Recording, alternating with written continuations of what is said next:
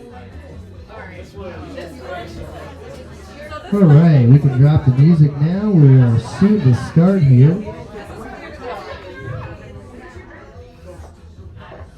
Welcome, everybody. We got an actual microphone and a mic stand, which is really cool tonight. And eventually these lovely bartenders, who I hope everybody tips, are going to turn the music down so we can get started here. It is going to be fun, and everyone here is just going to shut the fuck up and listen to the comics, because that's why you're here right now. Yep. Oh, one of the people is my former baseball coach still talking right now, and if I was playing for him, he would say, shut the fuck up and listen to me. Right? Alright, we're so close to turning the music down. There is, yep.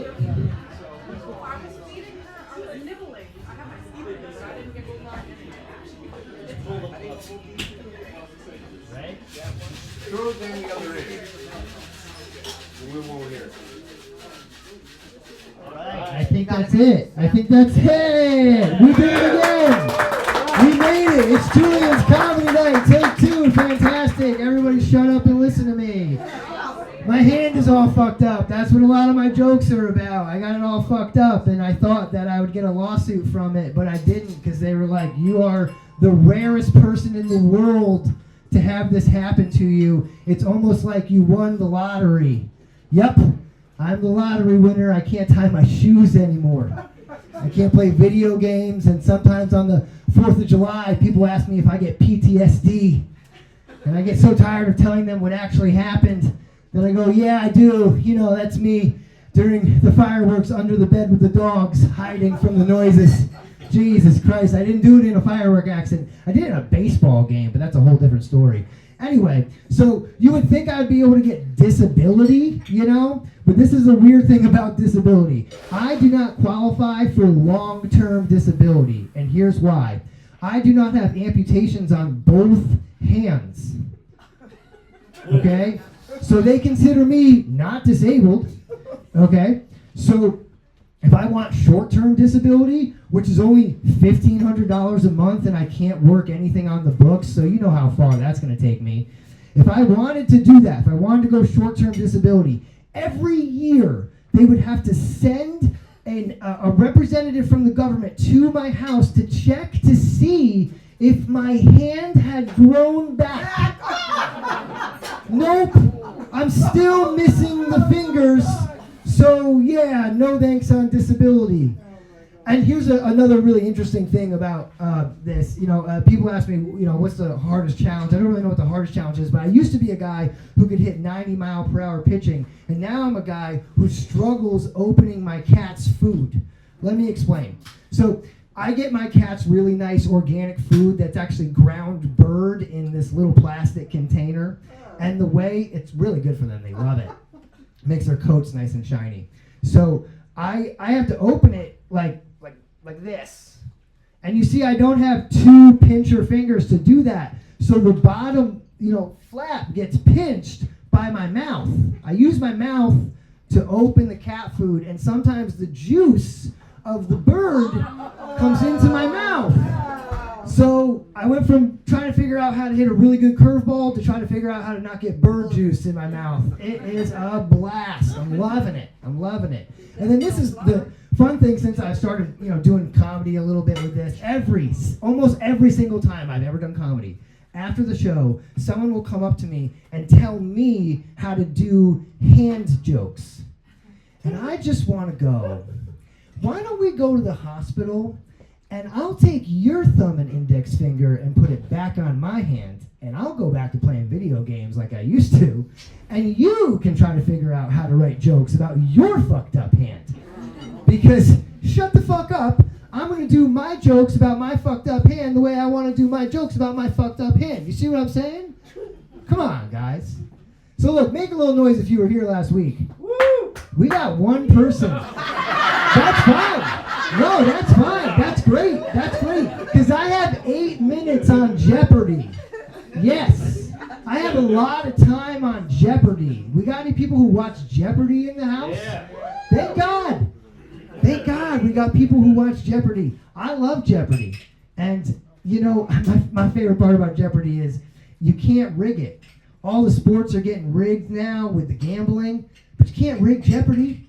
These are just smart people that want to answer questions. There's no way the mob can get involved and make them throw these games. Sir, you don't look like you watch a lot of Jeopardy. And it's not because he's. I don't think you're dumb. You're looking at me like you don't watch any Jeopardy. Are you not watching Jeopardy? The best part about Jeopardy is right after Jeopardy is Wheel of Fortune, and those are the dumbest people in the whole world.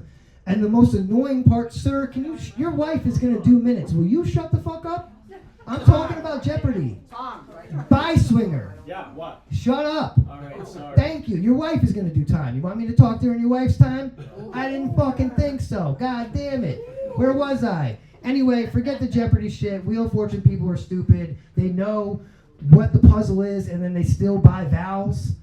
Isn't the point to make money? Why would you do that? You know the answer. Why would you buy vowels? You're giving away the money. Dumb people.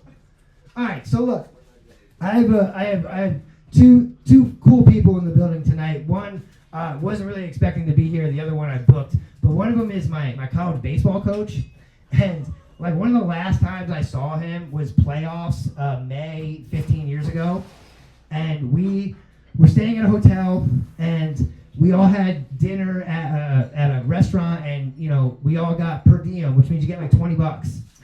And a table of us, not my table, kept the $20 and dined and ditched so they could buy alcohol for their room for the night, right? So me and my friends were rolling up weed in our room at the hotel, okay? And this is one of those hotels that has like these glass windows that like point out into the lobby. And all of a sudden my boy goes, yo, the cops are here. And we're like, fuck, because we're rolling up like 3 blunts. So we like covered up mad quick. And the cops go past our room and they go to another room. And it turns out that the cops were following the teammates of ours that had dined and ditched. Okay, so they were about to get in trouble. So we were like, thank God. But that man sitting over there, the cops go, yo, it kind of smells like weed in this room. And you're the coach. We'll let you deal with it because we're not here for that. We don't want to meddle and shit. You know, handle it. So he comes in the room, right? Boom! What are you guys doing? We got the cops here for these guys, and you guys are in here smoking weed. You're all high. I can tell. None of us were high yet. Nobody was high yet. We were planning to go get high. We had the weed prepared, and the thing about good weed is it smells. It's very loud. So the smell gave him the impression that we were cooked, and we weren't. So we all got sunned out, and very rightfully so, and he leaves, and the cops leave, and we wait like 10 minutes, and we're like, all right, so you guys want to go outside and smoke? And we did, and then we lost the next game, but it's because I did not play. And I knew he'd be okay with me telling the story because I was the only one of our group who apologized to him the next day. So I know that we're cool. But yeah, don't smoke weed if you don't want to get caught up by your coach. But you should smoke weed because it's good for you. I have a whole other bit on that. We'll get to it. Anyway, another fun story before I get out of here and get things going. Really cool comic here. I call him like the mayor of comedy.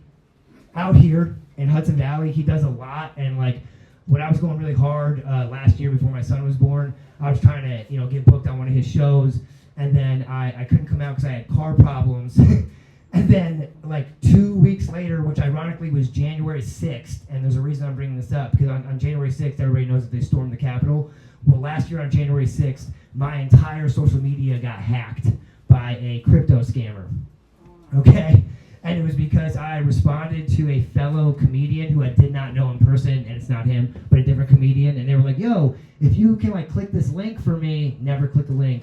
If you could click this link for me, it'll really help me out with this vote on this virtual comedy thing. So I clicked the link, and then immediately my whole profile was hacked, and it sucked. And yeah, it's terrible.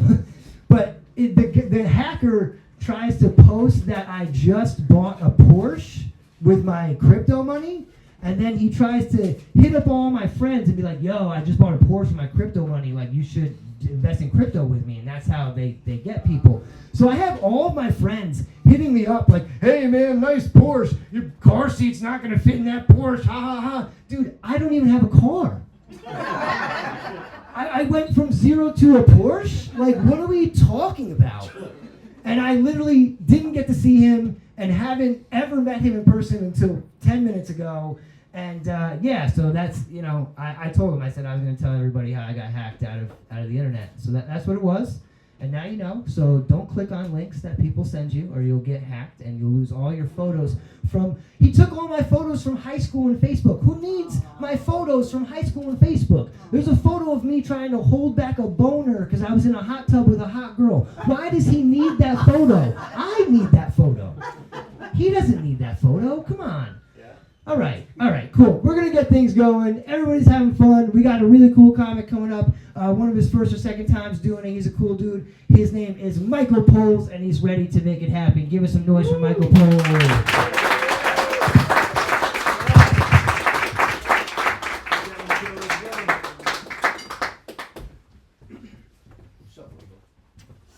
What's going on, guys? How's it going? All right, well, it's only my second time up here. Were you the one who said you were here last week? No, I was. You were here last week. Well, if you were observant, you'll notice that I'm in the same suit as last week. That's not because I like this suit or because it's my favorite suit or anything. It's, I'm too broke to afford any other suit, so I gotta wear this. But I do have some new material for you, even though my suit's not new. I hope you guys are ready for some really adult jokes. Joke number 1. What do you call a sheep who likes to play coy? What? Bashful. Joke number 2. What do grouchy sheep say during Christmas? Bah humbug. Joke number 3. What does a lonely archdiocese say during Christmas? Ring me another altar boy at once.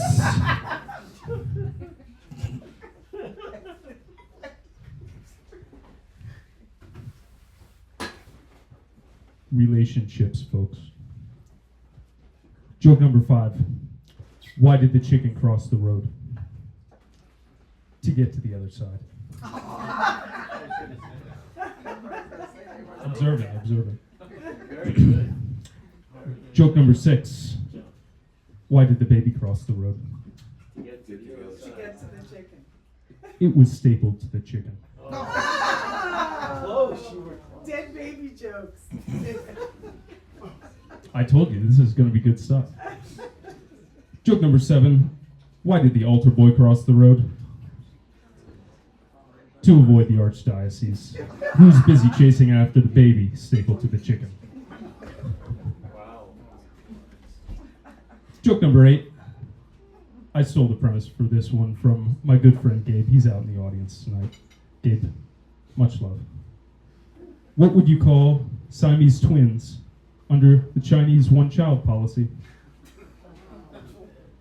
A 2-for-1 deal.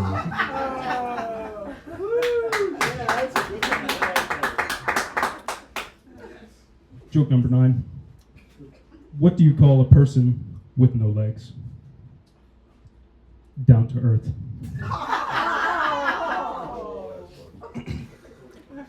Joke number 10.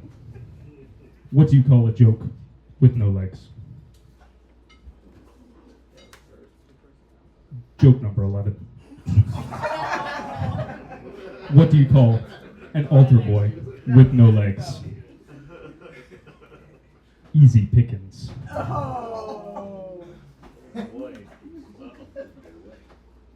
Joke number 12.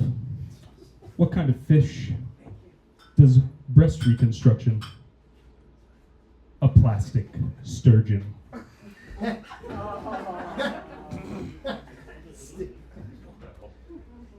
Joke number 13. How many people from Rio de Janeiro does it take to screw in a light bulb? 1 Brazilian. Joke number 14. How many dumb Catholics does it take to screw in a light bulb? 1.3 Brazilian.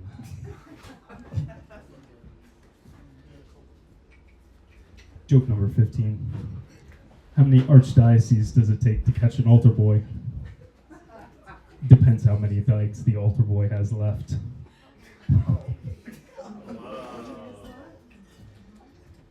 Joke number 16. How many jokes does it take for people to start loosely throwing around words like hateful and anti-Catholic? 17 jokes. Joke number 17. An archdiocese, an altar boy, and a rabbi walk into a pay-by-the-hour motel. The archdiocese complains about the abundance of cameras, the altar boy complains about the lingering smell, and the rabbi complains about the price.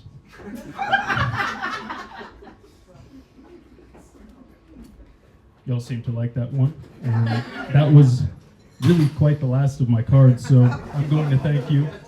Have a good night. Thanks for letting me come on.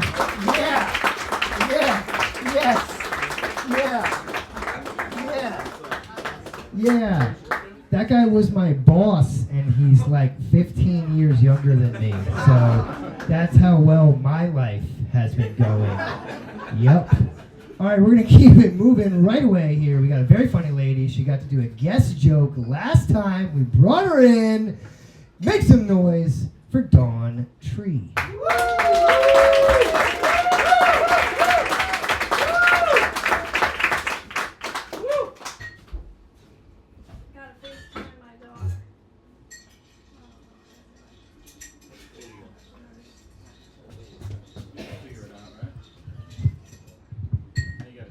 Sorry about that. Can you hear me?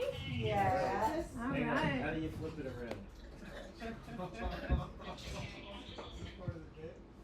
Can you mute it? All right, so sorry about that. Technical. I have an adult daughter who's traveling the country in a van, so I had to FaceTime her in tonight. So anyway, they put us people in the beginning of the show because we suck, and that's, you know, we're new and it's all good, so don't have very high expectations. But tonight I'm a comedian, but in my real life, I'm a psychiatric nurse practitioner. And when I started my private practice about 10 years ago, after I went out on my own, people started calling me all the time. They were like, "Can I have an appointment?" I was like, "Oh my God, I am killing it. I am so awesome." And it was great. So many people came to get help. But I found out very quickly that a lot of people thought that I was going to be their friendly neighborhood legal drug dealer. Guys, that is not what I do. Absolutely not. That's like ridiculous. I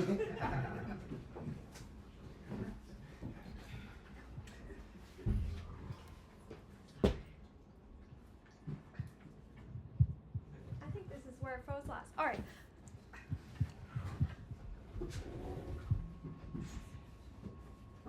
I do prescribe medications, though. Sorry, caught my...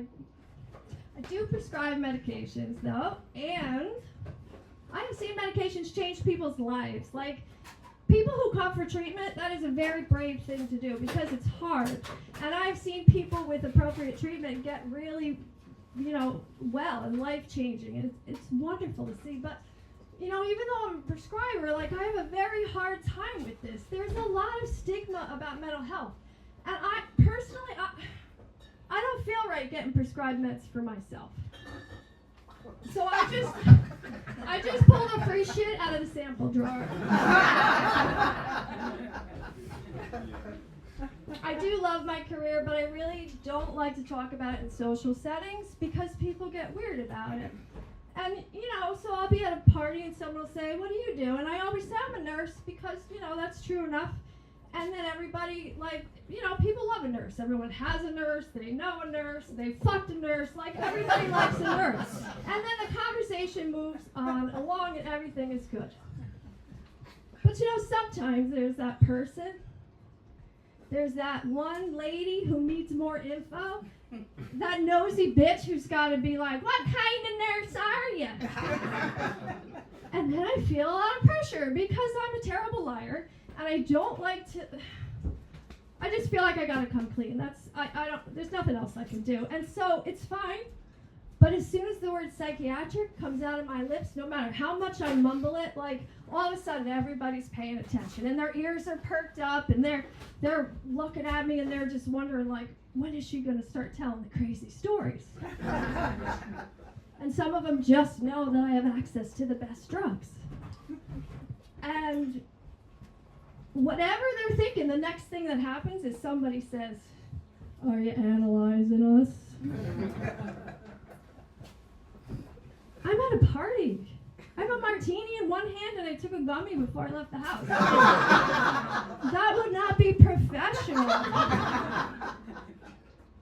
And what people just don't understand about me is that in that moment, I am just the same as every other woman in the room.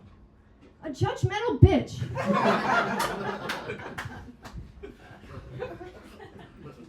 Psychiatry is a dangerous career, and you don't really realize that going in, but psychiatric providers have the highest patient-induced, I practiced this 3 times, patient-induced, I don't know, they fucking murder us, okay?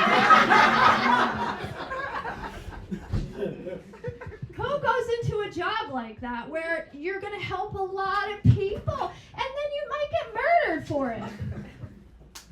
And it's cutthroat. Psychiatry is cutthroat, which is why I wear a lot of turtlenecks.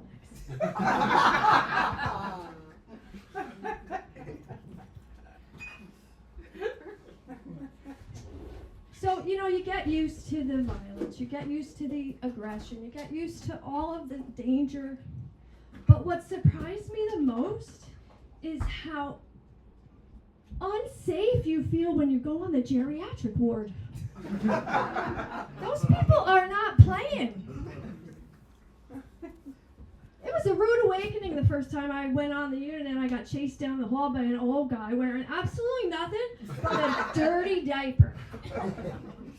He's leaning over his walker and he's shuffling and he's bitching me out and calling me all kinds of names and his old man titties are swinging in the breeze. I mean, that is the literal definition of a shit show.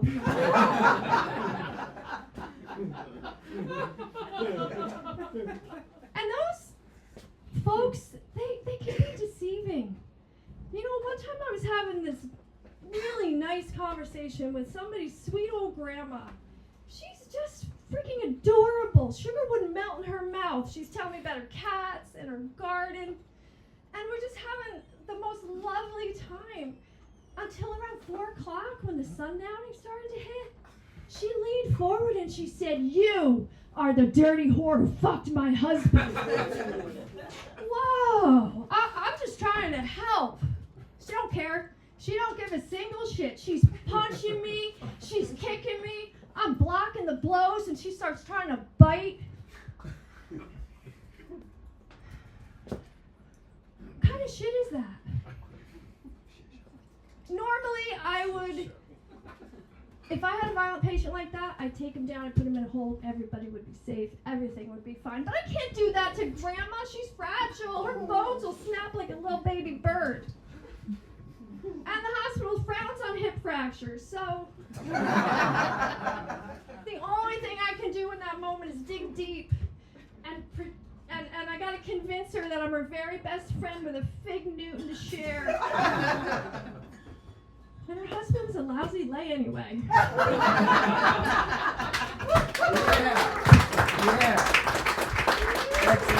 Fantastic, yes.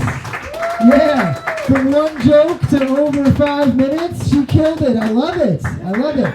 All right, we have a savvy veteran in the room who I just found out works right up the street, so he's more local than I thought he was. John McDonald, everybody.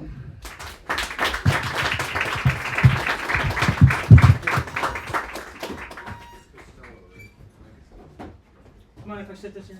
Nope. All right, don't go through my pictures. Hey, thanks, guys. Corey said my name is John McDonald. I'm sure a lot of you recognize me from my OnlyFans page. You go on OnlyFans a lot, sir? No. Liar. Beautiful women here tonight. You guys are all dressed so nicely and well coordinated. You know how all the guys got ready here tonight when you picked out our outfit? Oh. A little bit about myself. I'm a single guy. That's right, ladies, I am not taken. And I know what you're all thinking. The only thing this guy has taken is insulin for type 2 diabetes. I am trying to date. I'm out on the dating apps, which are a nightmare. I have met some of the craziest women in the world. I'm sure there's lots of good women on those apps. I just haven't found any. My big hang up with the apps is setting them up. You have to answer a bunch of questions, and there's prompts. And no matter how hard I try to answer those things, I always come off sounding like an introverted pervert with autism. And it's not just me. The women are terrible at it, too. You find profile after profile where you have no idea what the woman looks like. There's just, her name will be like Destiny. And there's a picture of a sunset and her teddy bear collection. And to me, I read that as, this is your psycho ex-girlfriend stalking your every move, wondering if you've gotten desperate enough to fuck a sunset named Destiny. And I am.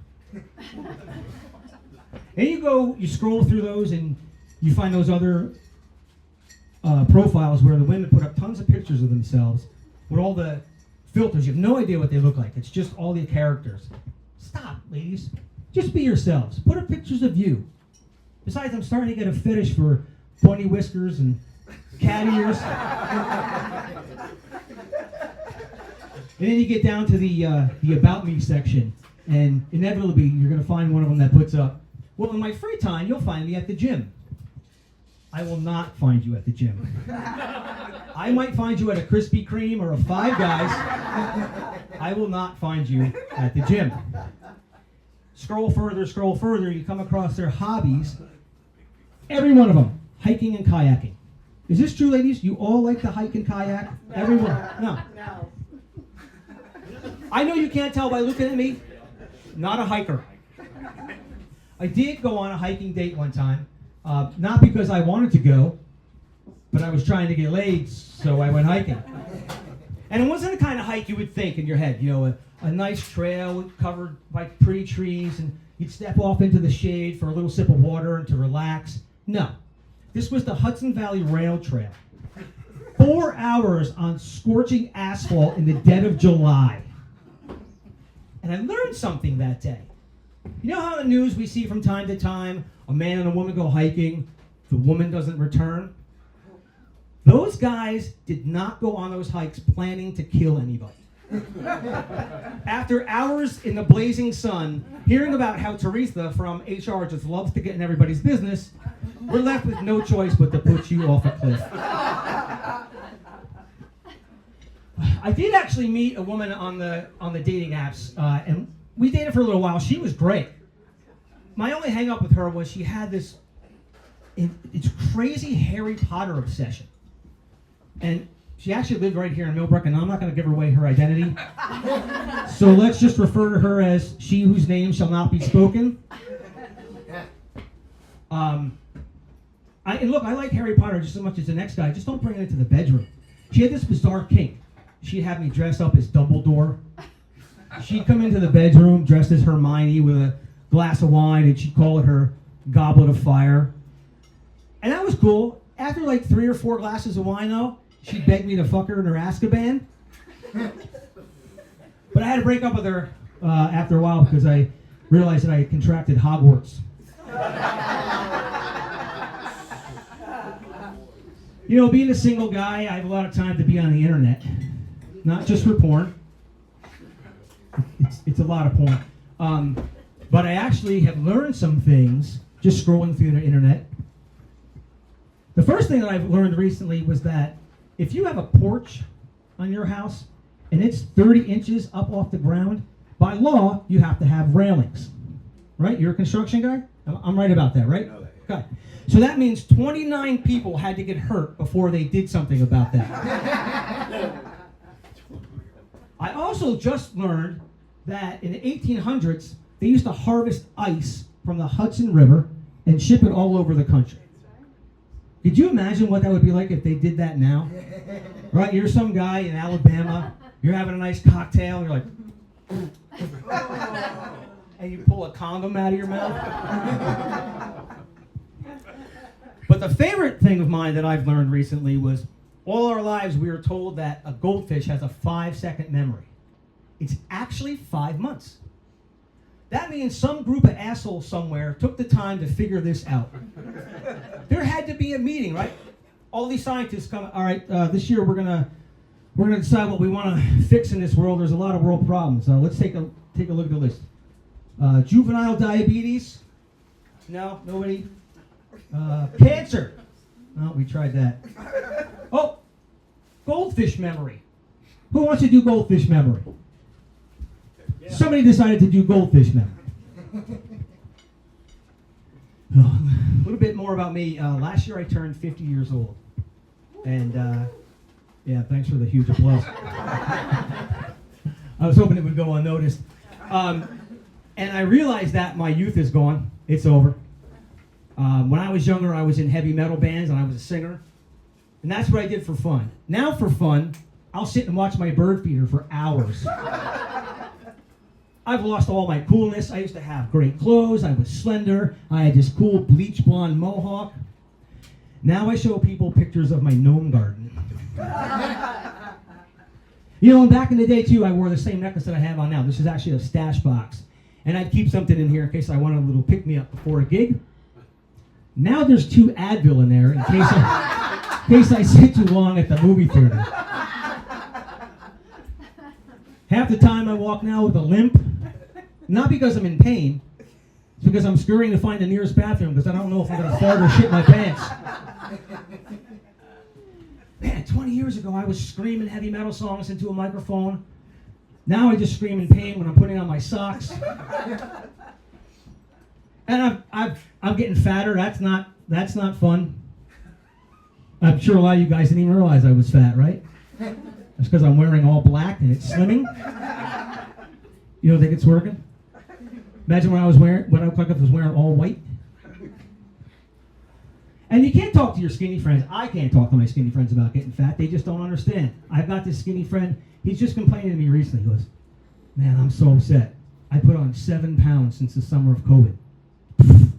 Please, I put on 7 pounds on the ride over here tonight. Man, getting fat has affected my sex life. I can't do all the crazy positions that I used to do. Either they just don't work mechanically or they're just too hard now. You know what my favorite position is now? Lazy dog. That's doggy style, but you're laying on your side to exert as little energy as possible. You know, the last woman I was with, she actually convinced me to film us having sex in Lazy Dog. I watched that video. I looked like a dolphin at SeaWorld. You know when they make them come up halfway out of the water? That was horrible. And fellas, you know, you get older, your body starts to change, and things just don't work like they used to work. The first woman I ever lived with, she would go down on me every morning. Every morning, because you know, you wake up and you're rock hard. But a woman tried to do that to me now, she would look like a bird trying to pull a worm out of the ground. I've tried Viagra. You guys ever try it? Liars. And I didn't need it. I just wanted to try it and see what would happen. And whoo, man, I wish they would make a pill that would straighten my back out like that.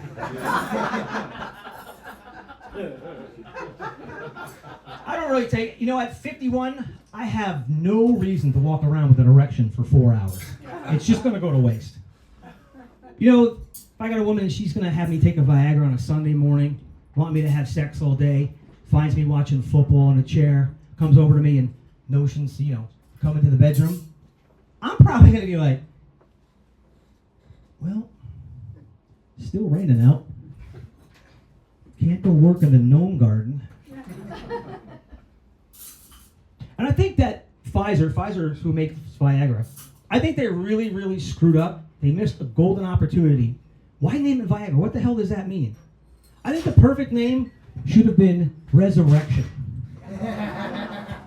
Beautiful, right? Now they've got the Viagra AGV. It's the bigger, better, stronger, whatever. Another missed opportunity. The first one should have been called Resurrection. The second one should have been called The Second Coming. Thank you, guys. I'm John McDonald. It's my time. Yeah. John McDonald coming in and laying down some jokes. I love it. I don't need Viagra yet. Hopefully I don't need it ever. We're going to keep it moving. Very funny lady who was here last time. Her name is Gab Johnson.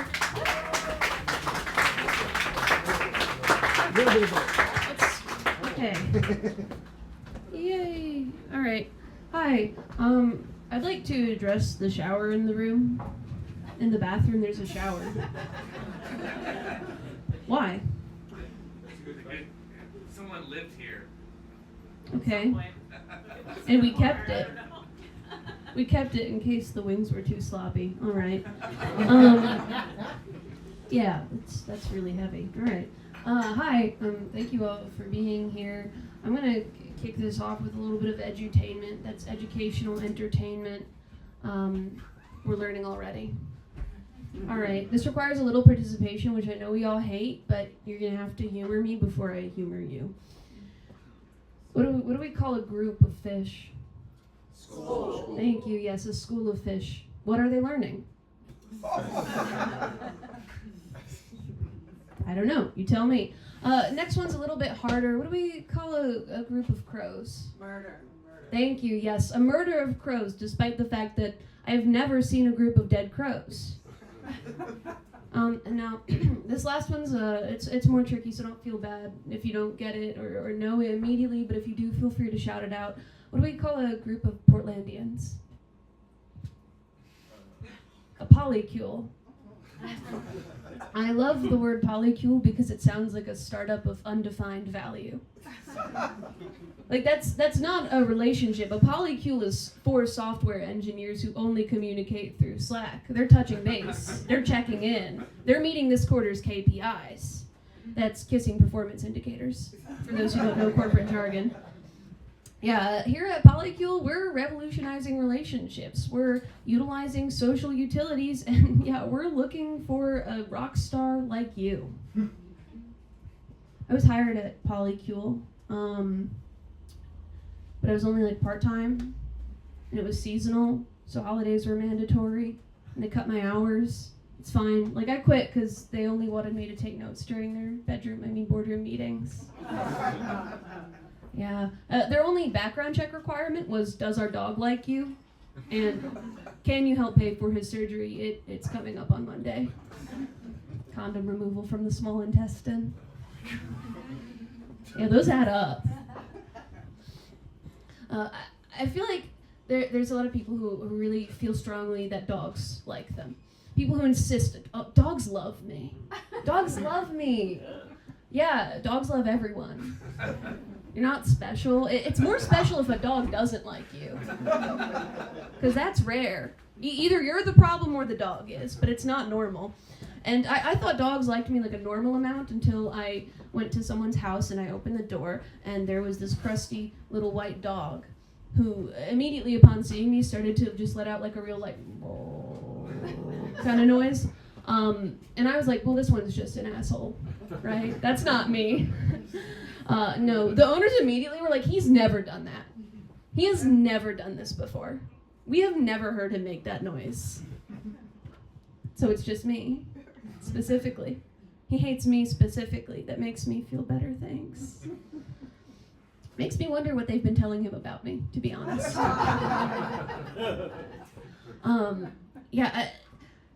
I've never seen like a crusty little white dog influencer. I'm sure they're out there, but they're not common, you know, because not all dogs are like influencer material. You kind of need to either be like really cute or like so ugly that you wouldn't feel bad about putting it down. Like, it's either teddy bear or no teeth, no eyelids, 3 million followers.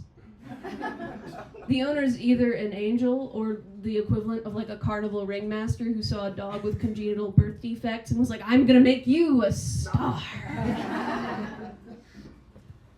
And on the topic of dog owners, I'd also like to speak on this. I've never met a mentally stable German Shepherd owner. I'm not convinced they exist because they're all either cops or they're like women with a version of BPD that you can only get in Florida. To follow that up, right, I feel like there's no mentally stable German Shepherds either. They go hand in hand. Even the sweetest, kindest, most well-behaved German Shepherds are like hair trigger levels away from becoming Jeffrey Dahmer. She's a real sweetheart. She loves belly rubs. I'll give her a treat. And hey, look at me. Look at me. This is for your safety. Never mention Daniel Day-Lewis around her. This is for your safety. Let's see. I love compliments. I'm a big fan of compliments. I love getting compliments. Like, I love your shirt. Yeah, didn't that feel good? You're welcome. You're welcome. I love getting compliments, but I don't really want compliments from just anyone. Like, I don't want praise from people who love me. It doesn't mean anything, right? They're lying to me, okay? I want someone to tell me a good job who does not care if I live or die. All right? Of course, my parents say that I'm talented. They put in a lot of hours. That's sunk cost fallacy. They're delusional, all right? I want the Sunoco cashier to see my purchase of corn-flavored popcorn and tell me that I have a beautiful mind. Because I think about that. I think about that. That's one of those compliments I come back to. It sticks with me when I'm having a rough day. I can revisit that and feel a little bit better. Like another one of those, my gynecologist. I was there and she was doing her thing, you know, poking around, like casting spells, whatever. And she said to me, "Beautiful cervix." What a compliment, beautiful cervix. And hey guys, I don't mean to brag, but like she's a professional. Okay, she's a professional, and if anyone can figure out what makes a beautiful cervix, I think it's her.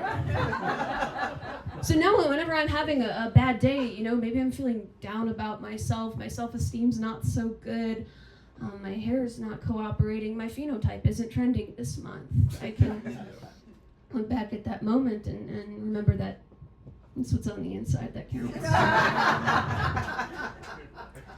Speaking of what's on the inside, I know you're all wondering right now, Gabrielle, you look so exotic. What's your ethnicity? Thanks for asking. On my mom's side, I'm half Polish and half Lithuanian, and on my dad's side, I'm assorted white, like a box of boring chocolates.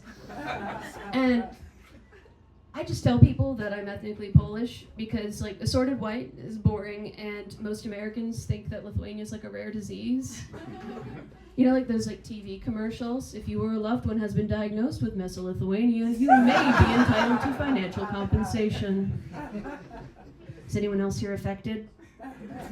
I'm gonna have to do the lawsuit on my own. It's okay. Yeah, I was looking up fun facts about Lithuania to like try and get in touch with my roots. You know, like literally, because all those guys eat is potatoes, beets, and carrots. And I looked up fun facts, and what I got was it was pretty disappointing. It was pretty standard. You know, Lithuanians are friendly. Okay, that's nice. Lithuanians have strong family values. Okay, that's nice. Lithuanians have a rich cultural history. Vague, but okay. Is there any country where you Google it and it's like, oh yeah, people from Azerbaijan are nasty pieces of work. They don't value family. And honestly, their cultural history is shallow at best. Unfortunately, I've never been to Lithuania to really experience it for myself, so all I have is these fun facts.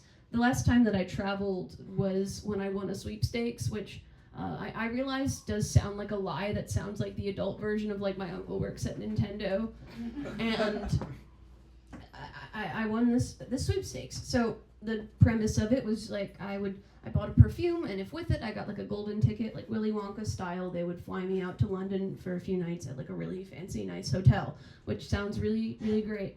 I got the box and I opened it up, and hey, there's a ticket. There's a little golden piece of cardboard. I was so overwhelmed I only had one thought on my mind, and I'm sure you guys are thinking it too. This is an elaborate sex trafficking scheme. Yeah, hey, it'd be pretty crazy, wouldn't it, to run an ad campaign for your sex trafficking scheme, right? It'd be pretty crazy. Or maybe that's exactly what they want you to think, okay? Because you're thinking that. Meanwhile, they're flying innocent young women out overseas. Unsuspecting young women out overseas. That's the worst place to be over multiple seas. That's where they get you. Okay, but jokes on them. Hey, jokes on them. I'm suspecting. I think everyone wants me. I think everyone wants me. One time, a guy told me that I reminded him of the ghost of Christmas Future. You know, from Charles Dickens' A Christmas Carol, the bad omen, the one that just like does this. I was like, yeah, he's in love with me. He's in love with me. You guys all must be too. Thanks. Bye. So weird, right? Fantastic. Fantastic as usual, Gab. I also will not go on a cruise because I do not want to get human trafficked. The next person is very cool. She was going to come 2 weeks ago but couldn't, and now she's here. Her name is Elizabeth Bex. What's up, you guys? How are we doing tonight? Are we doing okay? How are we feeling? We're feeling good? You guys like tall bitches? What's the opinion on tall bitches in this room? Yeah. Good? Woo! I'm 6'2" 3/4, bro. Nice. My doctor told me. Listen, men love tall men, but only to a certain extent. After you hit a certain threshold, they stop writing ballads about your legs and just start triple checking for an Adam's apple before taking you home. I've never been called beautiful, but I have had a man tell me that if he had an ice pick, he'd climb me like Mount Everest. Do you understand? Any short men in the audience? Don't be shy. You look kind of short, dude, in striped. In the striped shirt over there. How tall are you, bro? Yeah. 5'7". You're lying, first of all. I could pick you up and spin you around like a princess. Whatever, it's over. You're just a part of the bit, it's okay. Yeah, dude. I'm tall. I also used to be fat as fuck when I was a kid. And I wondered how I got so fat and tired. I used to sneak into the teacher's lounge to drink all of the single-use creamers, dude. I got rid of the fat person body, but I never got rid of the fat person brain. Listen to this striped shirt. Listen to this. So much so that to this day I cannot have sex with my boyfriend with my shirt off. He's hitting it Winnie the Pooh style, dude. We're role playing one thing and it's pounding ass in the 100-acre wood. Do you understand? Oh bother.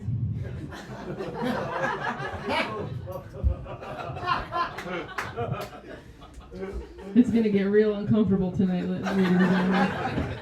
Yeah, listen, I've been trying to describe what it's like to people, what it's like being somebody who's so tall and wide when you're a teenage girl. The best way I can describe it is when you go to a dog park and you see one of those 150-pound dogs in the corner, the first thought you're having before anything else is, damn bro, I did not know they made bitches that big, dude.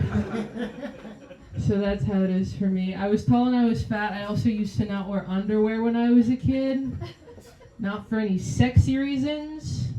My mom bought me 3 packs of Fruit of the Loom underwear from ShopRite when I was 9 and never bought me another pair of underwear ever again. By the time I hit high school, it was crazy. If underwear could talk, they'd probably be asking for cigarettes. I had this one girl come up to me in my high school gym locker room. She said, not to be rude or anything, but are those handmade? What was I going to say? No, they've just been through a lot. I said yes, dude. At every single young teenage girl's life, she hits a point where she really wants a thong. By the time I wanted one, I had one, dude. Time gave me a thong, bro. Erosion, dude. I wrote this last week. Let's see if you guys like it. I didn't need Victoria's Secret. I had my own, all right?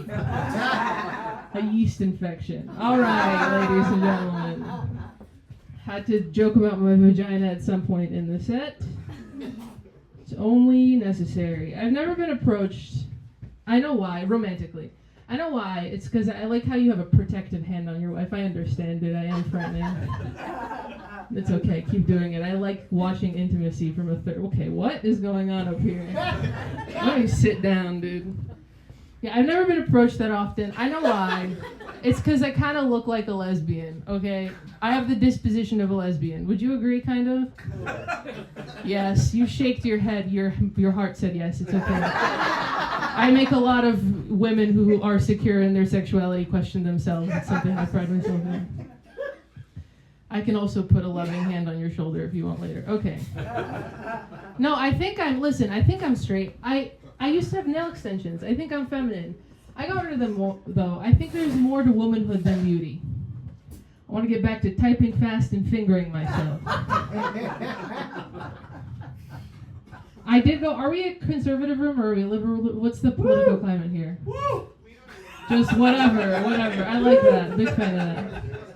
Listen, I went on a ski date last year, and it was going really well until he turned to me on the ski lift, and he was like, you know, Elizabeth, Catholic conservatism is really on the rise these days.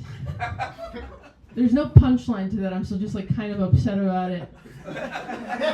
I was like, that's so cool, dude. What are your hobbies? This man said DraftKings. Woman, I was horny immediately, dude. I love a stupid motherfucker, bro. We kept talking for a while, and he was like, Elizabeth, I really like you, but sometimes you use words that are too big, and I get kind of confused. I was like, I'm going to marry this man. That's crazy. No, he wouldn't. We broke up because he wouldn't stop talking. He wouldn't shut the fuck up. And you know what you get when you have a man that doesn't shut up? That's just Joe Rogan. I'm not interested in dating Joe Rogan. Like out of breath for all that sitting up and standing down. Jesus. Yeah, dude, my last two boyfriends are felons. Which, let's just get that out of the way now. My last two boyfriends were felons. The first one, it's fine. He was convicted on drug charges, so that doesn't really count. But the second one was a violent criminal, which makes it that much funnier to tell you that he had a tree nut allergy. Everybody was like, Elizabeth, what happens if he goes crazy? If that motherfucker goes nuts, I just need to shake a box of almonds at him and I'll be fine, man. It's all good. I love him, dude. I love that man. Yeah, I dating is really difficult for me. I wish we courted like monkeys, dude. Do you know how chimps court? Do we know how chimps court? The male gets parallel to the ground and he humps it a couple of times. And if the chick digs it, she stays, and if she doesn't, she runs away. Do you know how much more manageable life would be if a man did that instead of pressuring me into watching him juggle at a house party, dude? How did you two meet? Stripes and white shirt. Well, such an attractive small couple. Both of you, maybe it's the angle, but both of you look child-sized to me. Her feet are fucking hanging 6 feet off of the ground, dude. This is awesome. How'd you meet? Short people convention, okay. How'd you meet? Through friends. Through friends? Yeah. They're lying. That's never what happens. In 2025, dude, you guys met on some freaky ass fucking fetish website. It's okay. That's fine. You can tell me in private. I'm gonna pick this up because I can't read. Do we know what the male loneliness epidemic here is? Are we aware of that? Woo! One guy in the back. He is not fucking. That's cool, dude. Me neither. Male loneliness epidemic. Men stopped having sex and getting into relationships, and they basically decided to turn it into something that sounds like a public health crisis. I need pussy. Grow up, dude. We don't like that? Me neither. I'll move on. Whatever you guys want. I just feel. Listen, dude. Fucking have have a different name. Male loneliness epidemic. You men are being a little too hysterical, don't you think? I think men are having a crisis because they can't be pirates anymore. I think that's what it is. Arg. Okay. I got luxury sweatpants recently. I got them on a 2-for-1 sale, Valentine's Day. It was supposed to be like one for you, one for your partner. Got them both. They're both for me. Size medium and size large, so I can wear them both at the same time and feel like I'm being held. You two could probably fit in one pant leg each. Petite ass. Oh, I still have so much time. This is awesome. We're having fun, right? Yes? Yes? Yeah, dude. I had a man slide into my DMs last month, which was a big win for me. First time that ever happened. It was a professional BMX biker. Okay. He found me through like a comedy clip that I'd posted. Professional BMX biker who had permanent brain damage from falling off of his bike and hitting his head, which tells you one thing, and it's that I'm hot as fuck if you hit your head really hard. I grew up in Jersey. Anybody from Jersey here? You are? What part? Patterson? I'm from Rutherford. That's awesome, dude. I used to go. Okay, never mind. Now I'm just being friendly. That's not the point. We'll talk afterwards.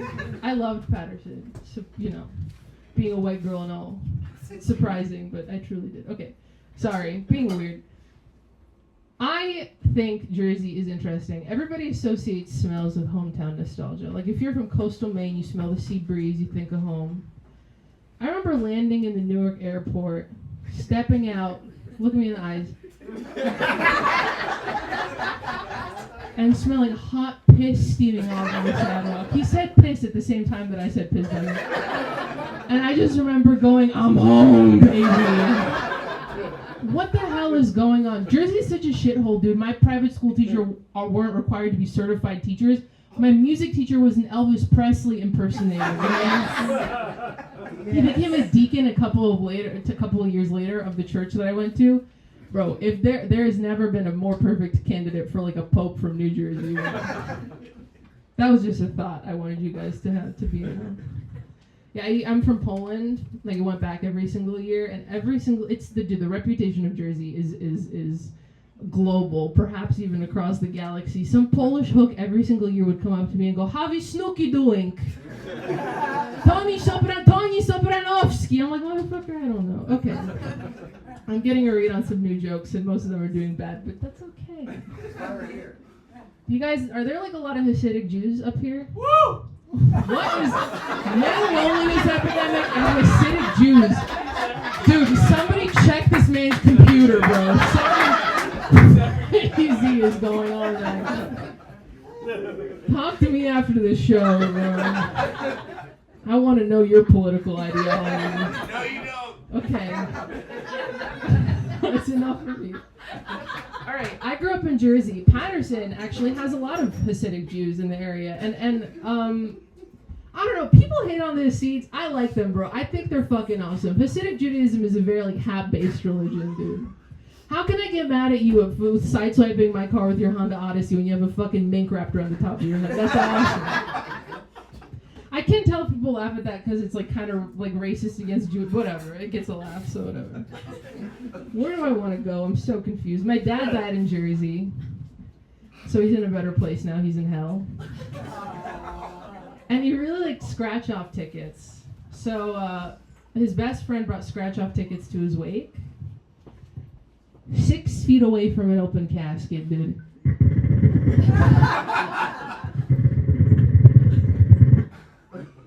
Nobody won anything, so he took the scratch-off tickets and he put them into the open casket, dude. If we had won something, he wouldn't have done. He was using my dad's casket as a trash can. My dad was awesome, dude. I don't think he's in hell. I don't think he's in heaven. I'm convinced that he's like haunting a liquor store somewhere. He was an alcoholic, dude. He's getting pissed off because his hand keeps passing through the wine bottle. If I was a ghost, I would be nowhere. She got it real late. It's okay. Catch up. It's okay, man. If I was a ghost, I would be near my family. I would be out there confirming the dick sizes of men that I wanted to fuck when I was corporeal. Okay, awesome.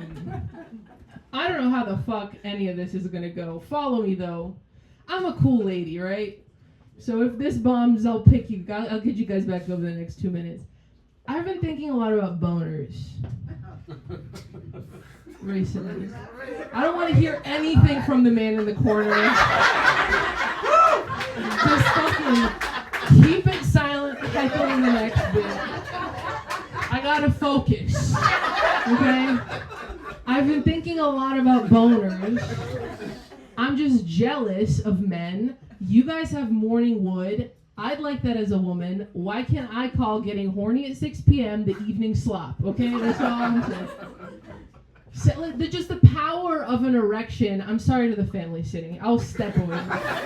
The power of a male erection is so incredible to me, dude. 72 virgins would never convince a woman to fly a plane into a building, but it worked on a man. The 72, I don't understand what 72 virgins to a woman would even be. That's just like a Magic the Gathering tournament somewhere, dude. My fucking promised land is just like in a convention center in Albany, New York somewhere, bro. It's easy. I don't need to commit acts of terrorism to get that done. All right, this is where it gets hairy. You know what we promise Americans to commit acts of terrorism? Free college tuition and like a 10% discount to Home Depot, bro. Yeah. So my fat wife racks up a fat bill at Cracker Barrel, and if I need to kill a couple of jihadis to get that 10% discount, I'm gonna do it, goddamn it. I went down to the goddamn fucking Chili's, and I saw that 10% discount on Margarita Mondays. I walked my ass down to the VA and I enlisted. It's okay. I wasn't really convinced on that accent either, but it's okay. We're gonna keep working on that. Thank you. Somebody said it's pretty good. Yeah. Thank you. Can I have a consoling hand on my shoulder? Fucking fist bump, whatever, dude. I get it. I'm not your beautiful wife. I know you think I look like a lesbian. It's okay. All right, I gotta wrap this up. I gotta get the hell out of here, dude. Like 15 minutes up here. 15 minutes too long. Yeah, dude. I was talking about the tall thing. I love short men. I've only ever been with short men, not by choice. It's kind of just statistics. And every time I meet a new short guy, I'm like, fuck, dude, this is the Roger Rabbit to my Jessica. I usually end up just being the Sully to somebody else's Mike Wazowski, dude. And listen, I'm not that promiscuous. I had my first kiss when I was 20, and it was with my first boyfriend. And one day he was like, Elizabeth, I really want to sleep with you. And I was like, I don't know if I'm ready for that yet. I've never done it before. And basically, without using his words, he said that he didn't care.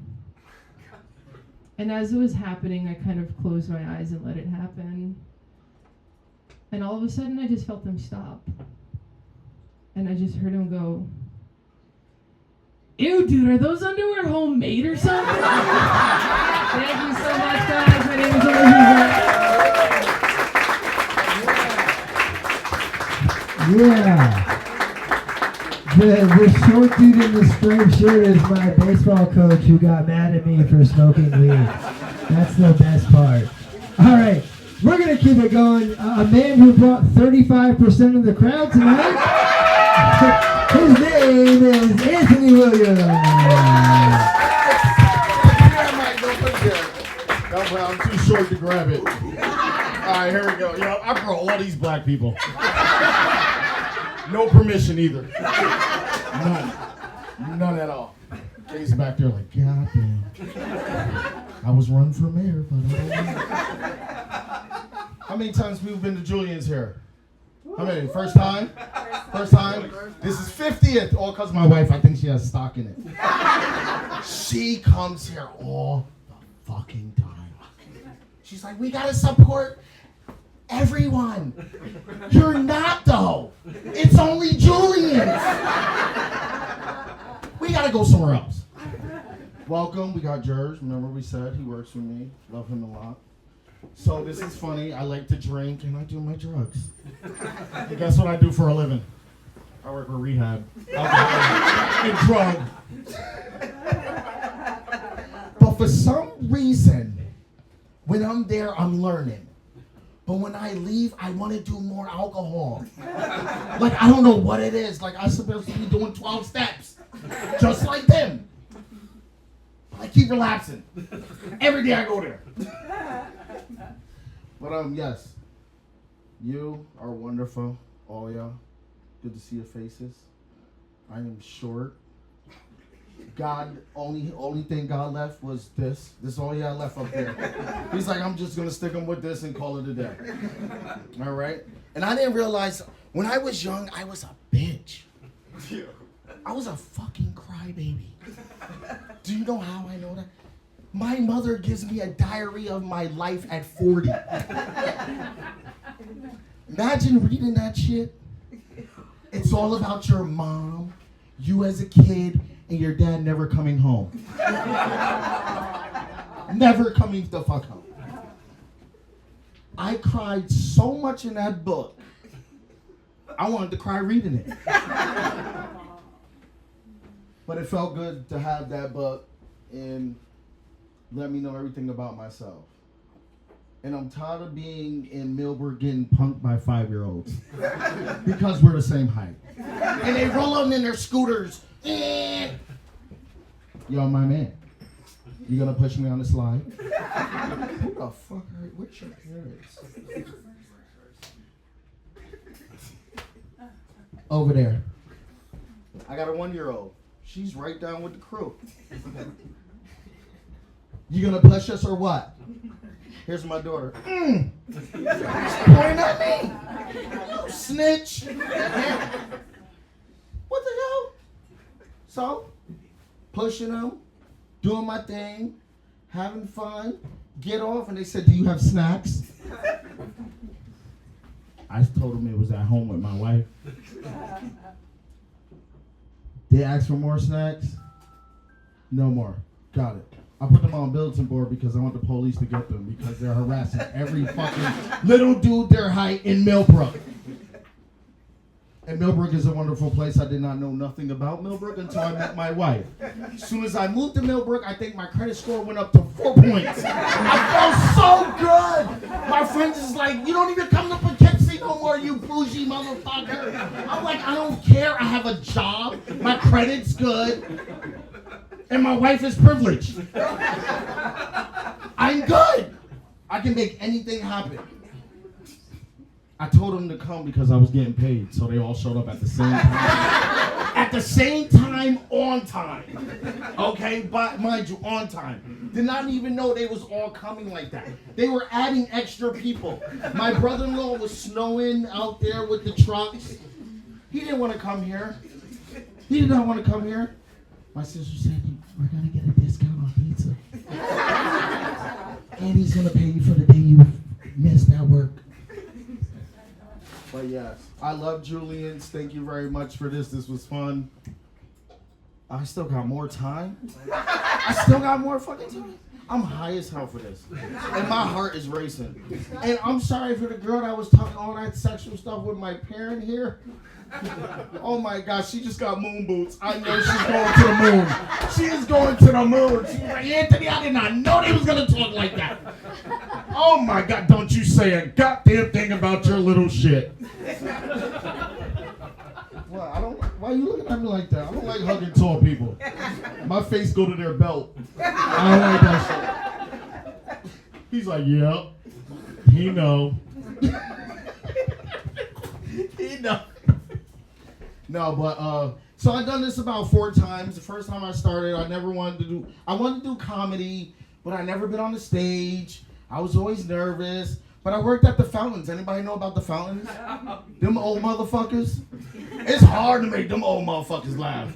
And I was wait, you said like this. I worked at Fountains when I was a teenager. Oh, I thought you said now you was gonna have to leave. I can't hear this shit. But them old motherfuckers were really cool though.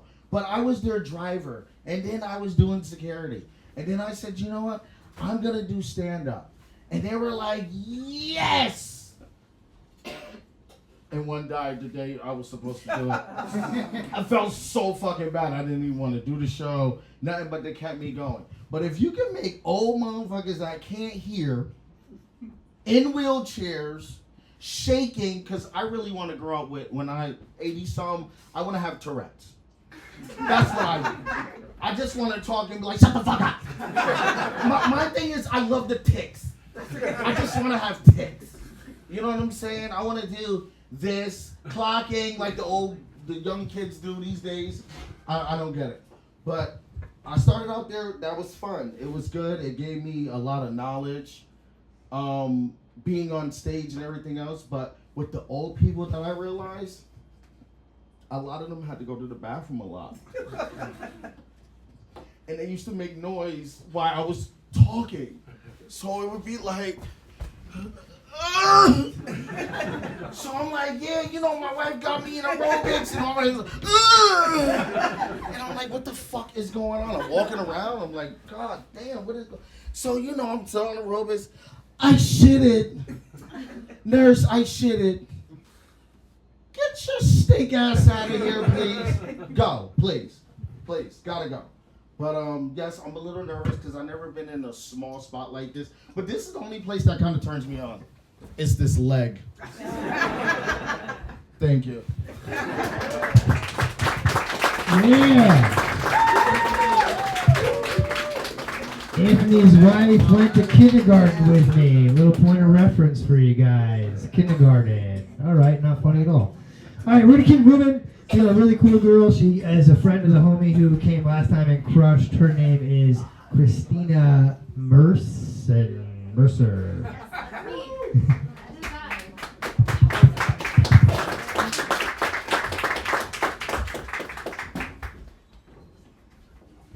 Hi guys, how are we? This is great. Sushi and pizza. That feels very like Pacific Northwest to me, right? Like Portlandians, Gab. That feels PNW. And by that I mean supported by strippers and homeless people, and other groups have resigned themselves to just having like a vague fish stink on everything for all times, where it doesn't belong. That's fine. Oh my goodness. You guys don't know me very well. I'll start and just say I'm what I call transpirational. Not that I claim to know the trans cause exactly. You know, that is a male comics field. I too, though, want to be seen for how I identify, right? Which is rich. I want to be seen as rich so bad, you guys.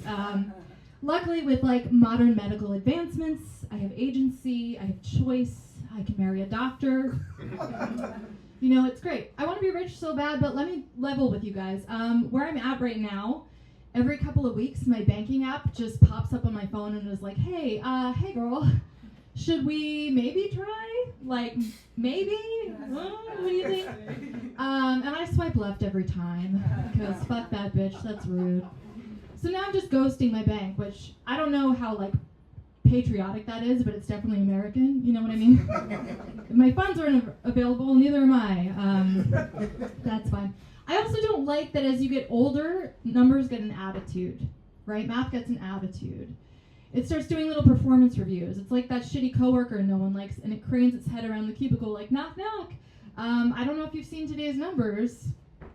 And it's like, no, I'm just gonna stop you right there, okay? I have not seen today's numbers. I have not seen yesterday's numbers. I will not be seeing tomorrow's numbers. If anything, I'm avoidantly attached, you know? And that's really not my fault. It's kind of just baseline when Carmen Sandiego is like your bi awakening as a kid. That cuts deep. And now I don't know if I'm like chasing avoidance or avoiding chase. It's great.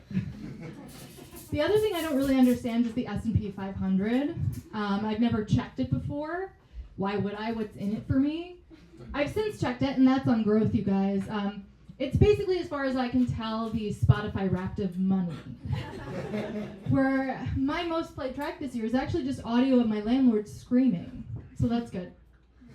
You guys should check out this cool little playlist I made, though. It's called Eviction Core. If you know, you know. Does anyone know what S&P stands for, by the way? I think this could. Standard and Poor, yeah. They put it right in the name, you guys. They called us poor right in that fucker. Just no questions asked, no hand-holding, no lube, which is the correct order, you know. They just came out with it. It's like a weird Kardashian sorting hat. Like, tell me that's not something Northwest would say, okay? Like, ew, my daddy says you're standard and poor. I don't know, or did he say Jew, you're standard and poor? I can't really tell, you know?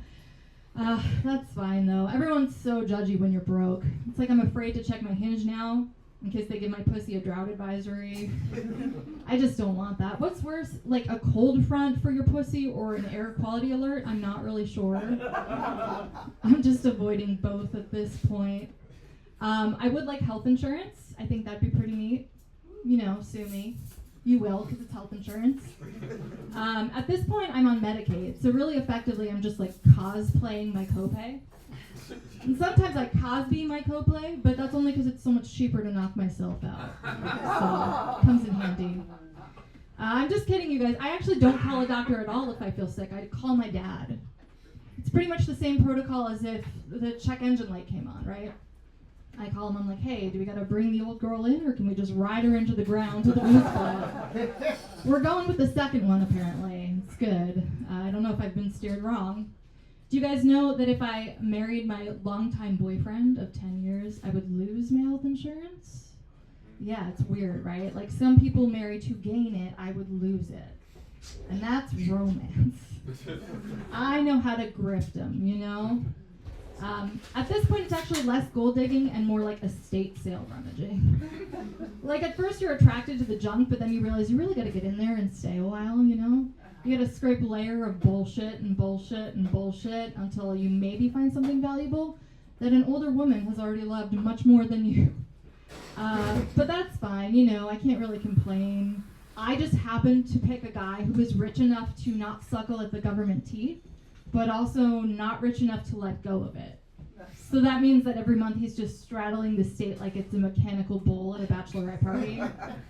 Like a couple of like tequila shots is gonna unlock dental. That's how we're living, it's fine. Poor guy, he's just hanging on for dear life, which is apparently like worth $6 US. So we did find that out. It's okay, you know why? Cause like, I'm anti-marriage anyway. I have to be, he's not rich enough, are we following? But don't get pious, you guys, with me, okay? Because what is marriage if not sucking dick for money with better PR? Can we all just take a moment and agree on that, you know? But it's fine, I'm a ride or die. Given this conversation, maybe a ride and die, I feel like that's the way it's headed. But if anything, staying is like a true testament to my character, right? Old Testament though, because until enough green stacks up, I cannot risk kids. So Sodom style it is. Opa Sodom style. It's all about the assets, you guys, is what I'm saying. It's fine. You know what? I'm an infinitely better friend than girlfriend. I'll just put that on the table. For one, I fuck my friends, so it's useful.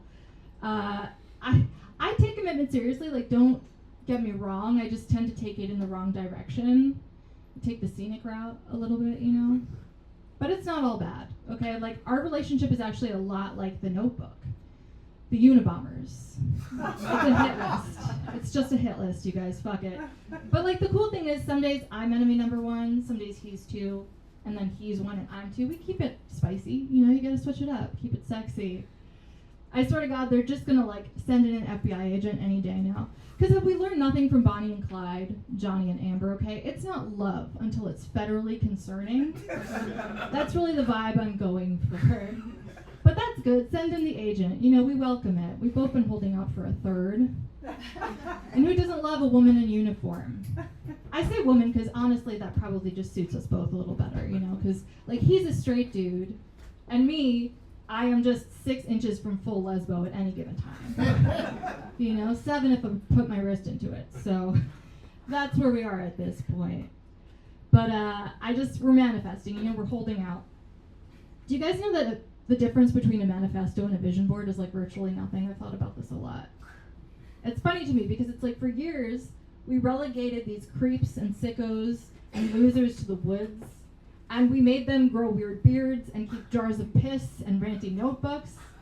And then along came white women, and we fully rebranded that shit.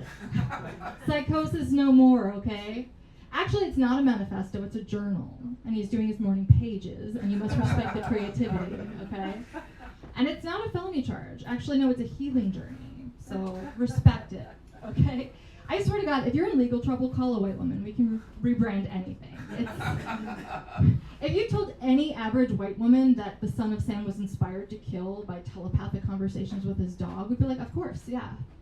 You know, how beautiful to align with such an intuitive creature. Who rescued who? So, I don't know, if I ever got clipped by a serial killer, you guys, I think I'd be pissed. I'd be annoyed. I'm too jealous, okay? Because I'm the kind of girl who's like, are you stalking other girls? What is this? You know, we all know that romance is like a guy standing under your window in the middle of the night in the dark while you're inside, unsuspecting and sleeping. We all know that's hot. Come on. You can't be spreading that around. Ugh, I don't know. Do you guys think that the girls who are trafficked at Walmart are jealous of the Epstein girls? I think they might be a little bit, you know. My only point is, like, they're getting dragged to the trunk and they're thinking, these zip ties feel store brand. That's great. That's great value trauma is what it is. I mean, I'm just being real, okay? Because this shit happens everywhere and we only care if it's designer, is what I'm saying. So, but sorry, you guys, to bum you out, I'll return to something less depressing. Serial killers, okay? I'm sure they're great boyfriends. What do I know, right? Like, I'm pretty sure they could always find the clit at least. You know, because it's in their fridge. Thank you guys. Have a great night.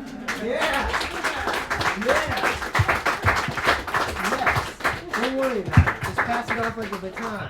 Fantastic. This mic stand is weirding everybody out. For the second time. Yes, for the second time. Double penetration. Yeah, just to let everybody know, the guy yelling in the back is the owner of the place. That's the best part, when she was like, who doesn't have sex? And he was like, me, but he has 6 kids, I'm pretty sure. So I'm pretty sure you need to have sex to have 6 children. Anyway, we have a very funny but extremely uncomfortable person coming up next. It was my first time experiencing him 2 weeks ago, and I did not realize how wild he was going to get. So let's bring him up here, Gabe Baldizzi.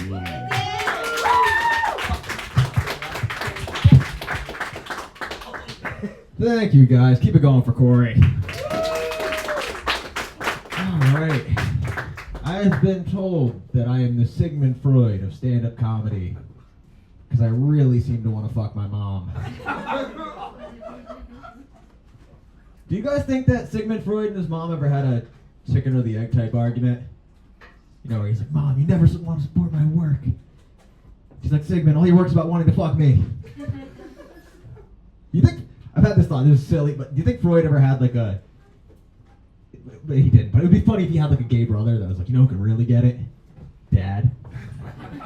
I think Dad could get it. I did all my good shit last week. Fucking talk a lot. Nobody's here from last week.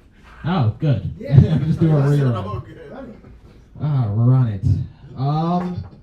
No, my father used to watch porn in front of me. Shout out my dad back there. No, my father used to watch porn in front of me, and I am like 99% sure it is why I now do this. I'm telling you, it's enough to make you start seeking alternative sources of validation. Most kids growing up, they watch Friday Night SmackDown with their father. Not us. We were watching Monday Night Raw.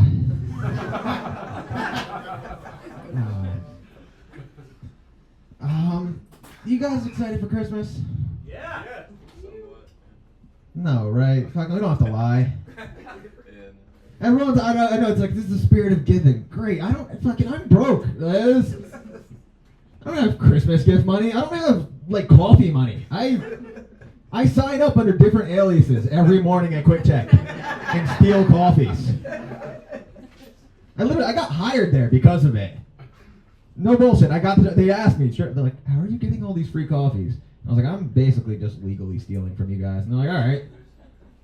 You like how you think. You can have a job here.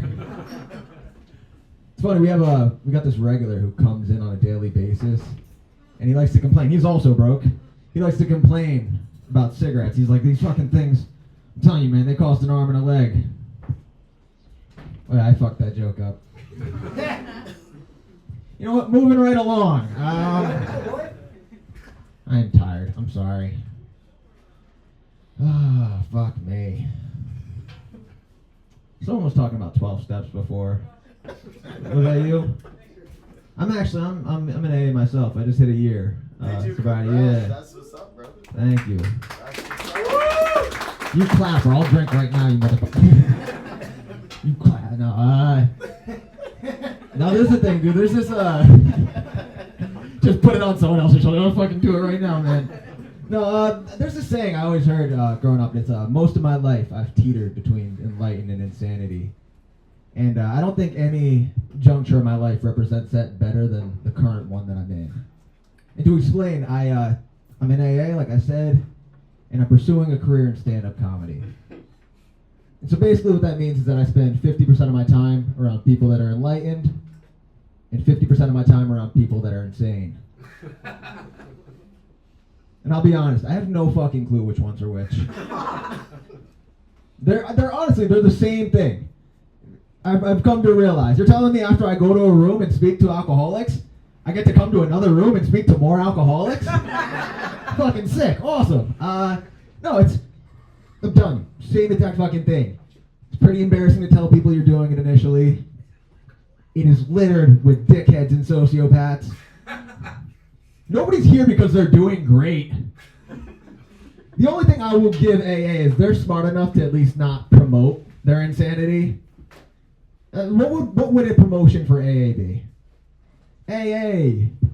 Learn spirituality from a group of guys that definitely used to beat their wives. That dark, my bad. No, I don't know, man. I try not to be a grumpus. I'm not good at it. I'm not good at it. Ever since I was little, I was like just a downer, man. Like as a kid, I wanted to die young. It was less of a depression thing back then. I just always thought that young guys had the coolest casket photos. You ever see a young guy casket photo? It's like a candid photo of him staring off in the wind, whipping a cigarette. Only fucking photo of him that exists for whatever reason. Young guys are like Bigfoot. They've been captured on camera like 4 times. I don't know, it exudes this like very cool like leather jacket energy. And that's what I try to bring up here each night. I'm failing miserably. I don't know, I exude this guy definitely has napkins in his pocket energy. It's a different thing. It feels good to laugh though. I feel like this helps, you know what I mean? Laughter is the greatest medicine, right? You think the guy that said that ever tried Percocet? Not a chance in hell, right? Laughter is the greatest. You want to know how I know that laughter is not the greatest medicine? Nobody's sucking dick for it. Yeah. If you know somewhere that they are, you let me know, so I can go perform there. By the way, this mic stand is fucking weird. It's like the Elvis mic stand. You guys remember that Austin Butler guy, how he played Elvis, and he got stuck doing the Elvis voice for like the next 2 years? Was anyone else really, I wonder if it was just me, I was really hoping that would happen to Timothy Chalamet, and he'd get stuck doing that dumbass Bob Dylan voice. I don't know, can you imagine the next Dune movie? It'd be fucking hilarious. Once upon a time, like that. That's what Bob Dylan sounds like to anyone under the age of 25.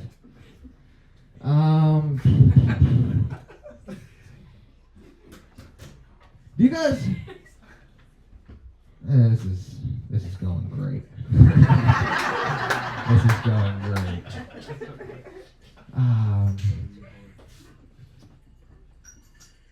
Do you guys? Anyone in here religious? Woo! I don't know. A little bit. My family. Family. What religion?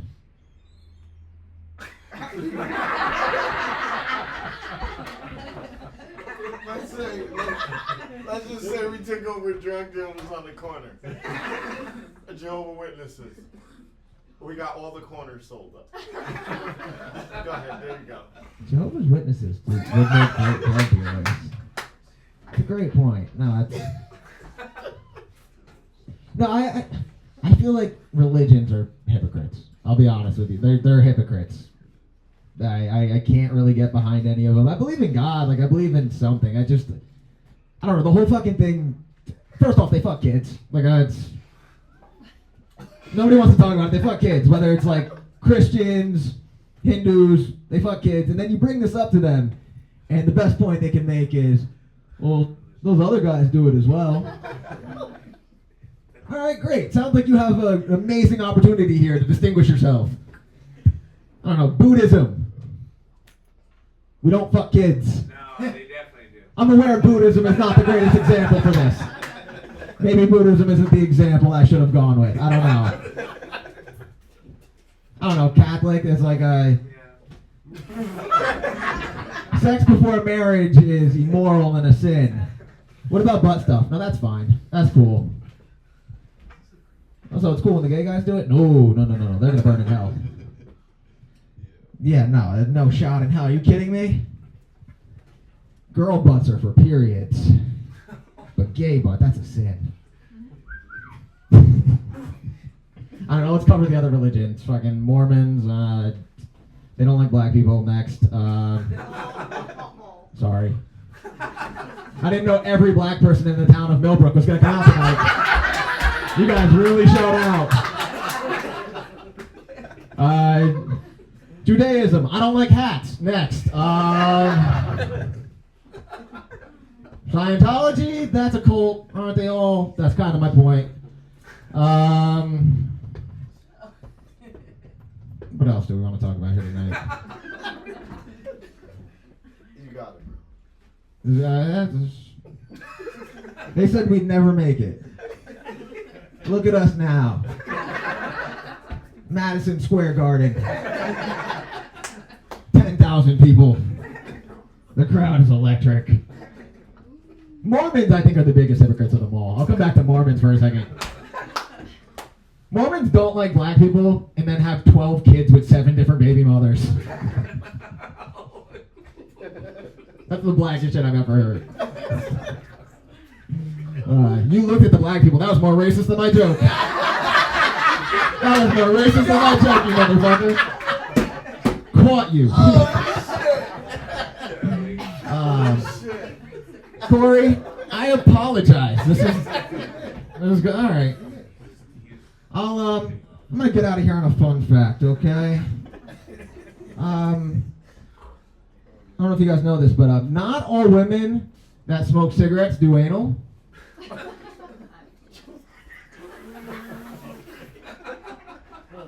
But on the contrary, all the women that do anal smoke cigarettes.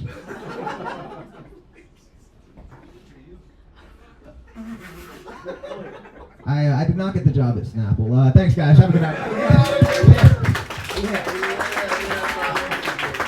I had an ex-girlfriend that did anal and she would smoke cigarettes sometimes. So real quick, Gabe made me think of the first time I watched a porno, and it was with my 3 friends, and at the end of it, we all discussed what was our favorite scene, and I said it was my scene where the girl got banged in the shower, but they were like, well, what about the one where there was 3 girls and 1 guy? And I was like, yeah, but that was the guy's dream, so that didn't really happen. And they were like, they're actors. That happened. All right. Anyway, moving along. We're bringing up a really great guy. He pretty much facilitated all 2 weeks ago. He got all the comics here 2 weeks ago. I didn't do anything but just show up and talk too much. And now he is here. He's a super great guy. He has a cool podcast called The Likeable Podcast. His name is David Stickle.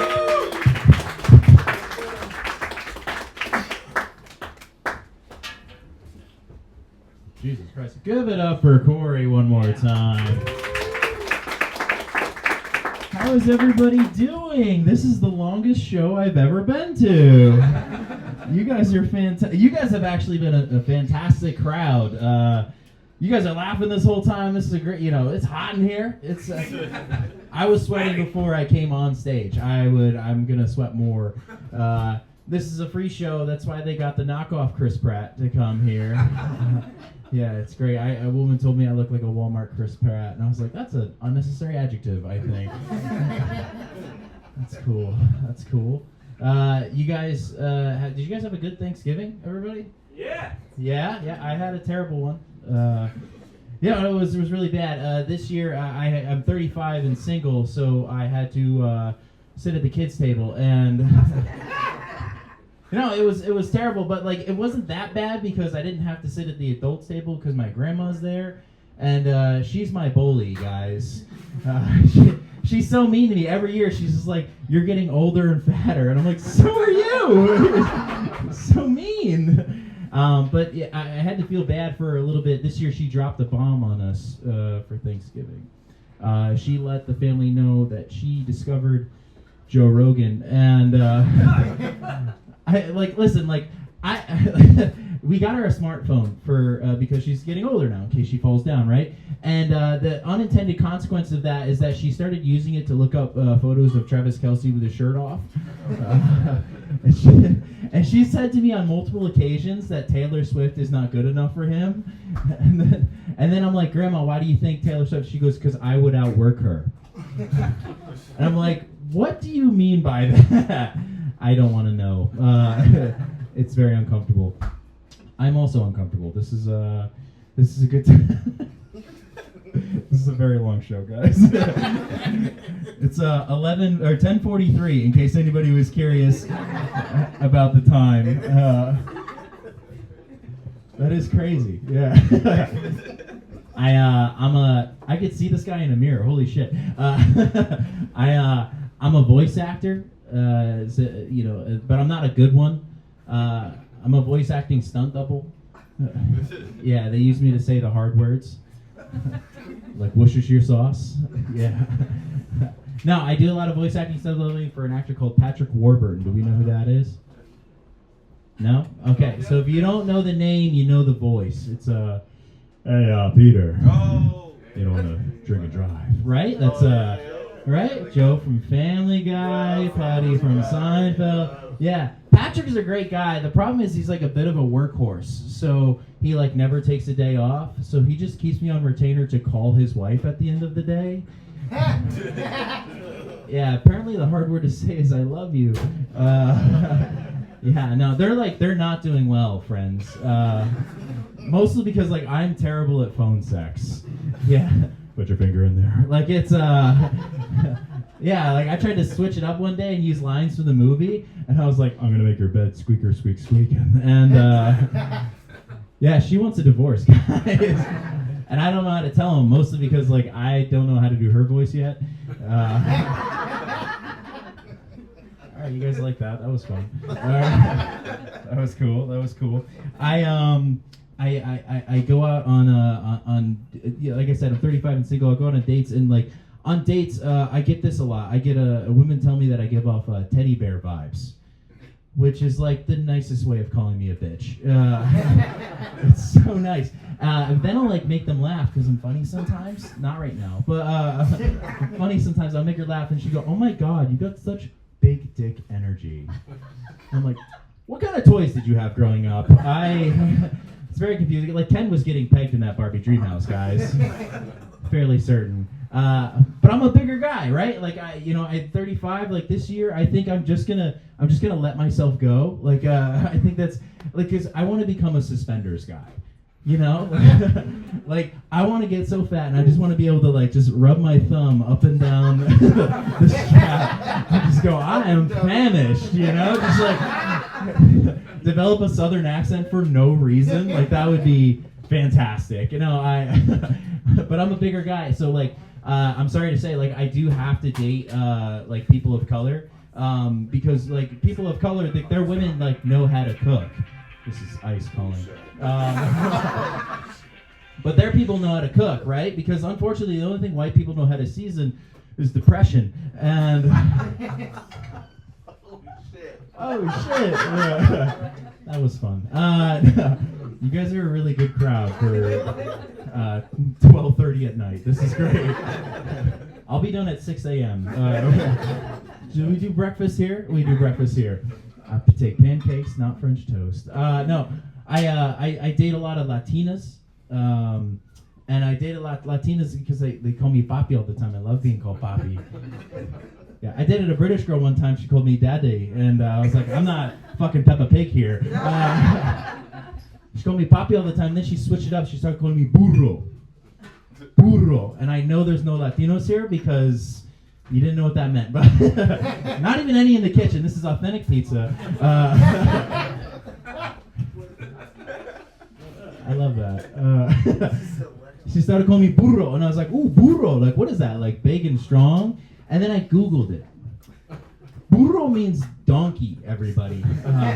And she's not talking about at all, actually. No, so I was like, babe, burro, what the fuck? And she goes, well, we were watching Shrek the other day. And like the donkey in Shrek, you don't shut the fuck up. Like, oh, that's not nice at all. So I was upset. I was like, oh, maybe we should break up. Like, I don't know what to do. And I couldn't do that because we just had the knives in the house sharpened. And listen, guys, Latinas are violent. I could say that because I've dated so many Latinas, my health insurance has gone up. Yeah. So I was like, babe, let's make it work, right? Let's figure it out. And she goes, all right, I want to try bondage. And I didn't know what that meant.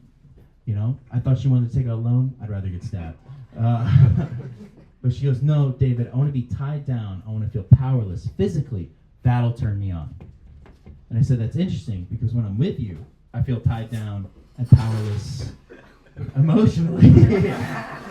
That turns me on, guys. Yeah. But I was like, babe, give me a week. All right, I'll figure it out. Give me a week. So a week goes by. Okay, and I had to search the internet. There's a lot of stuff on the internet. I don't know if you're the way you're looking at me right now, man. I'm just like panning around, smiling faces. It's quiet, but it's smiling. And this guy's like, I love you, buddy. It's almost over.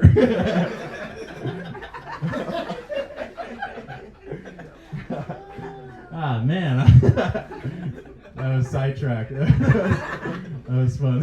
What's your name? Robert. I love that name. Are you? What's that? I said, of course you do. It's my uncle's name. Yeah. It's my uncle's name. He's a great guy. Do you have any favorite Christmas movies, Robert? No? My uncle, Robert, same name, his favorite movie is Polar Express. Because he's an autistic pedophile. There you go, sidetrack. Gabe got that. Of course Gabe would love that joke. I was going to use that with whatever name I got, Robert. I just want to let you know that. So a week goes by. Back to this story. And I'm like Googling bondage, so I had to figure out what it was. And this is what I came up with, and I need you guys to use your imagination with this, okay? A week goes by. She's got a belt around her wrists like this, okay? A blindfold over her eyes like this, and her wrists are behind her knees like this, okay? She is hogtied with her face in the carpet and her ass pointing up at me.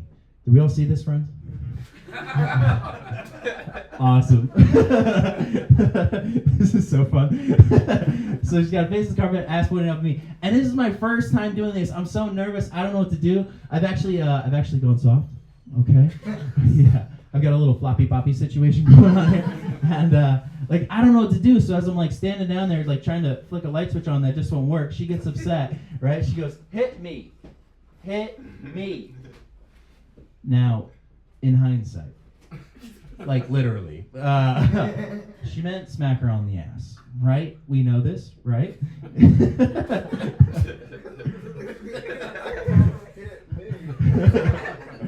But I panic. I don't know what to do, so I just go, "Come here." I kick her, right? And she just topples over like this. I completely botched the situation, friends. I don't know what to do. I'm going to recover. You know what? I'm going to say something demeaning. Women love that, right? Latinas don't. I bend over. I pull up the blindfold. I look her in the face. And I go, "Who's the burro now?" Yeah, she broke that belt and beat my ass, friends. That's fun.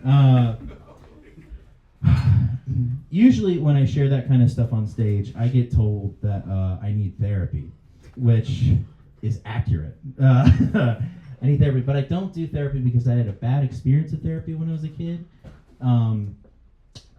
For context, this is true. My elementary school therapist was also my elementary school lunch lady. Right? That's crazy, yeah. My elementary school therapist, my elementary school lady. The thing is, has anybody, round of applause, heard of a program called Banana Splits? Yeah. All right, yeah, okay.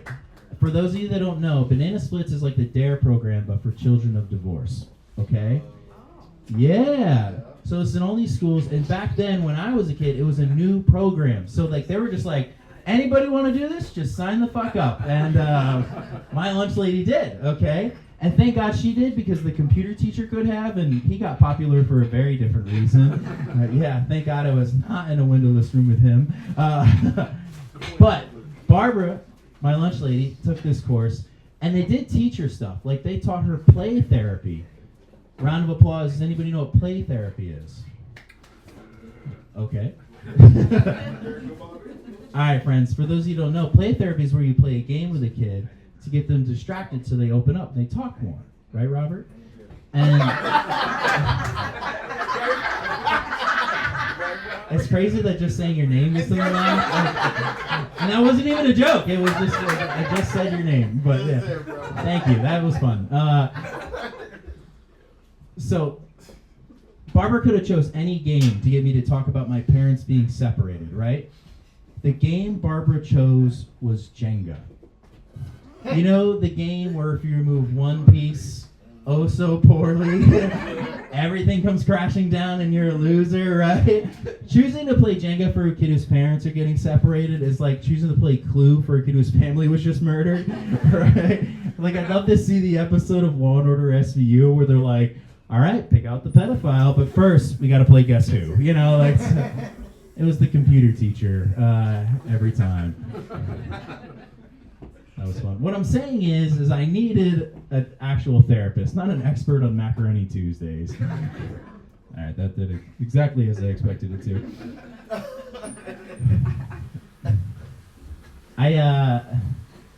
I'll do a little bit and I'll get out of here because this has been a very long show, and I'm trying to beat it before 11 o'clock. 6 minutes, guys. I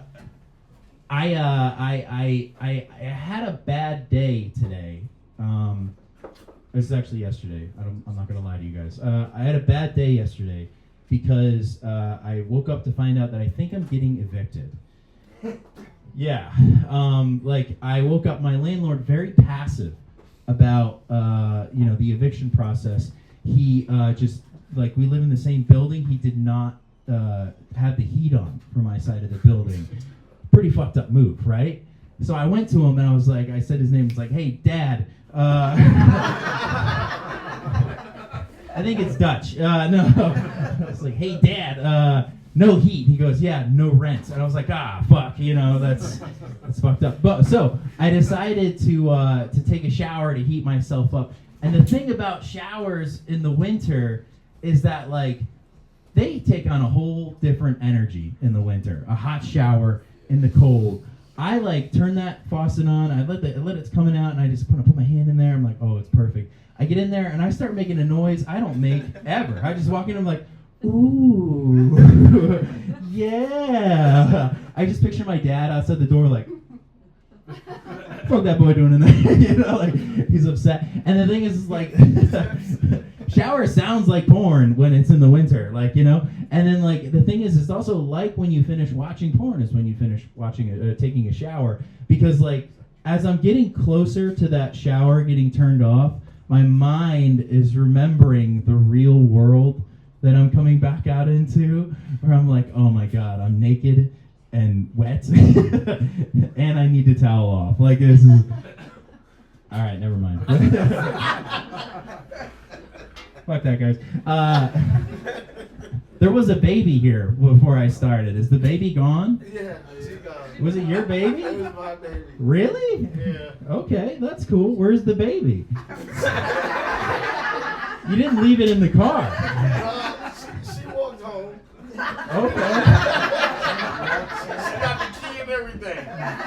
She's been through this before. Baby's been to this bar before. Sees your set and is like, I'm walking home. Damn, good baby. All right. That's cool. I'm from Rhinebeck. Does everybody know where Rhinebeck is? Yeah. Awesome. Yes, thank you. I do shows in Rhinebeck a lot, and you know the thing is, like anybody can come to these shows, like your baby. But I did a show in Rhinebeck, and my whole family came, including my 11-year-old nephew, and I did a joke about molestation. Yes, my sister-in-law, she was so mad at me. She goes, "What's the matter with you? He's 11 years old. He doesn't need to learn about molestation." And I said, "Well, if he's gonna learn about molestation from his uncle, comedy show, probably the best option." All right, 3 minutes, guys. I'll end on this one. All these comedians I would consider friends. They're all great people. Corey is a friend. He's a good guy. One more round of applause for Corey. Round of applause for the Midnight Crew here at Juliens. This is great.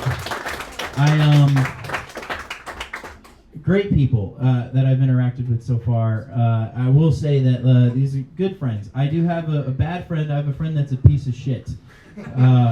He's such a piece of shit. I gotta tell you why. Because he's a piece of shit because when he meets a girl, he will nickname them based off how he's going to break up with them. Piece of shit move, right? So he's got this one girl, Katie Ghost. He ghosted her. Right? Jesse FaceTime, he broke up with her via FaceTime. And then he was dating this girl he nicknamed Terminal. Oh my god. Broke up at the airport, man. Yeah. Airplane crash. All right, guys, you've been great.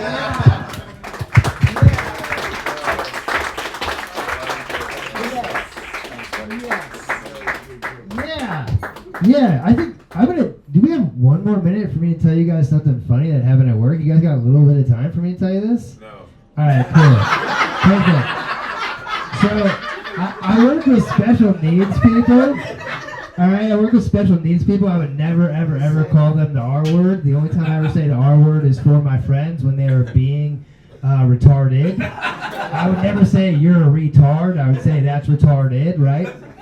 And I try not to use that word. Obviously, it hurts people's feelings and shit. And it usually has been a pretty funny word for me. And it got kicked up a notch the other day when one of my residents called the nurse a weetard. She said, "Get out of here, weetard!"